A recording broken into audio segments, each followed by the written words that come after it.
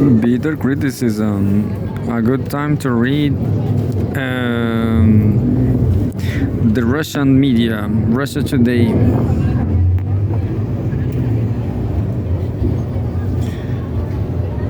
As we say goodbye to the Chilean Congress. But here we go. Russia Today. Russia Today, right till the end.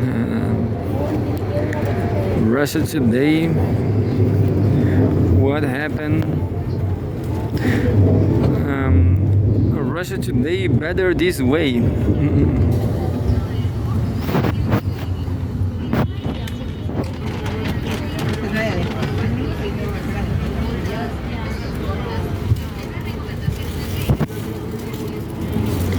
Well, this is a news headline from the U.S. that says the U.S. Democrats won't end shutdown unless "quote unquote" planes fall out of the sky. Over 9,000 flights have already been cancelled or delayed due to a shortage of air traffic controllers across the country. Well, I guess I'm not going to read this. It's because it's about the US and I don't care.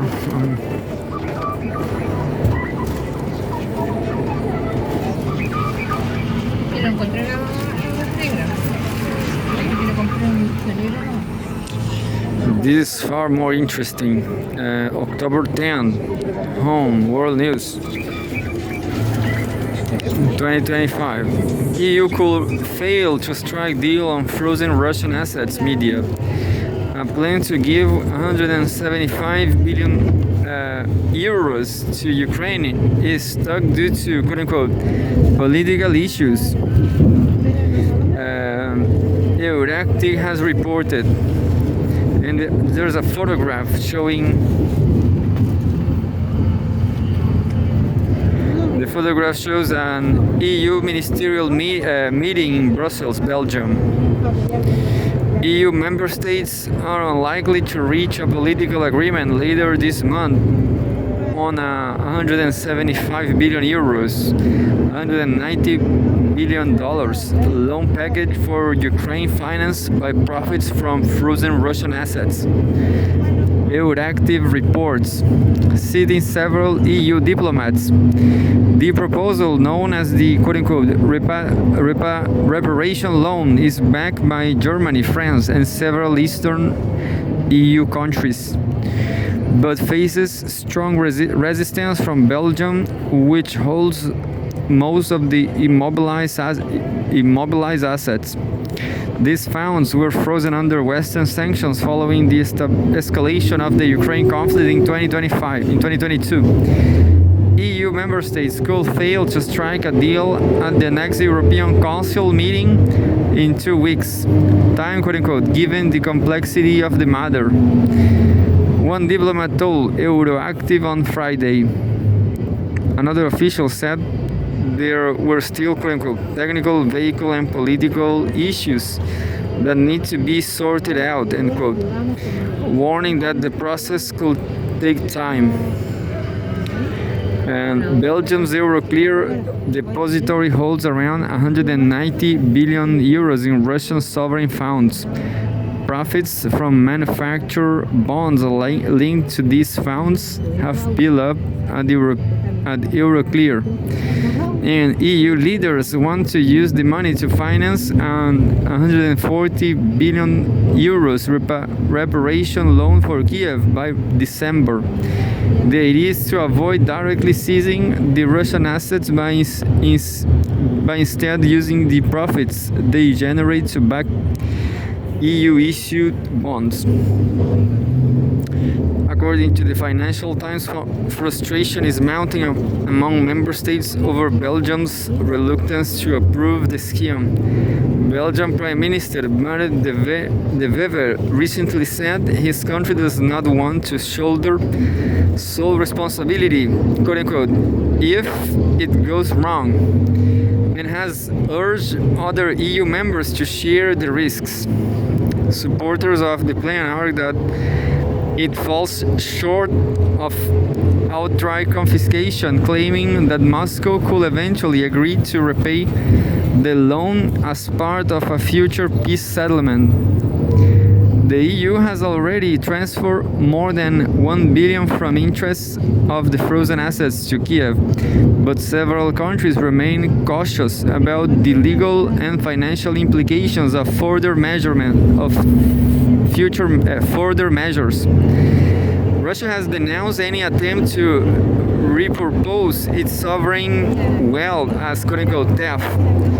European Central Bank chief Christine Lagarde has also warned that the move could undermine the euro's credibility, never deter investment, and threaten financial stability.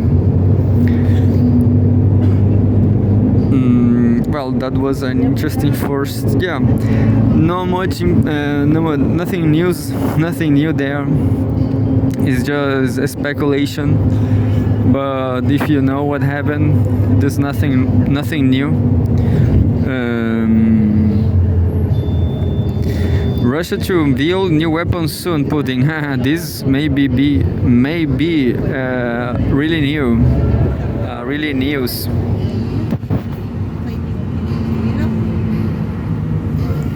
And says October 10, Russia to unveil new weapons soon, Putin.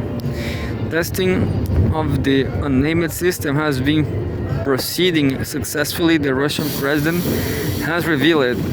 And there's a photograph of Vladimir Putin.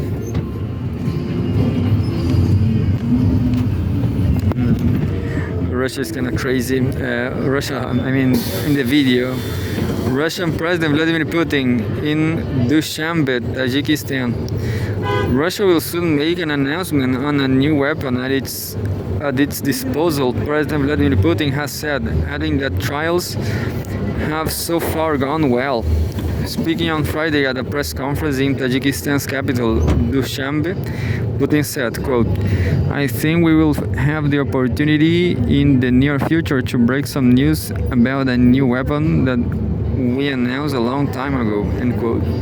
The Russian president added that the novel system is, quote, is undergoing tests which are proceeding successfully, end quote. When asked about the prospect of extending the New START arms control treaty, which puts a cap on American and Russian strategic offensive weapons and is set to expire on February 5, 2026, Putin expressed optimism, saying there is still enough time to prolong the accord, and quote, as long as there is goodwill, end quote, on the part of Washington. In any case, Russia feels secure given the quote-unquote novelty of its nuclear deterrent and its constant improvement. The president stressed, describing the level of sophistication of the country's nuclear arsenal as unsurpassed anywhere else in the world. He also stated that, quote, certain arms race is underway in the world, with some nations considering nuclear tests so unsure their arsenals are up to scratch. Should such trials take place, Moscow will carry out its own, Putin clarified.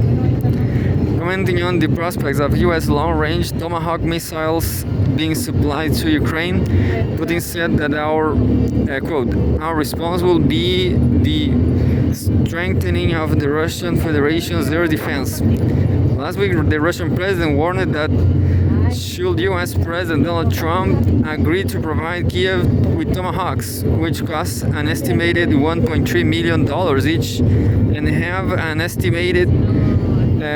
have a range of 2,500 kilometers, which is 1,550 miles. Relations between the U.S. and Russia will be severely damaged, negating the positive tendencies on recent months.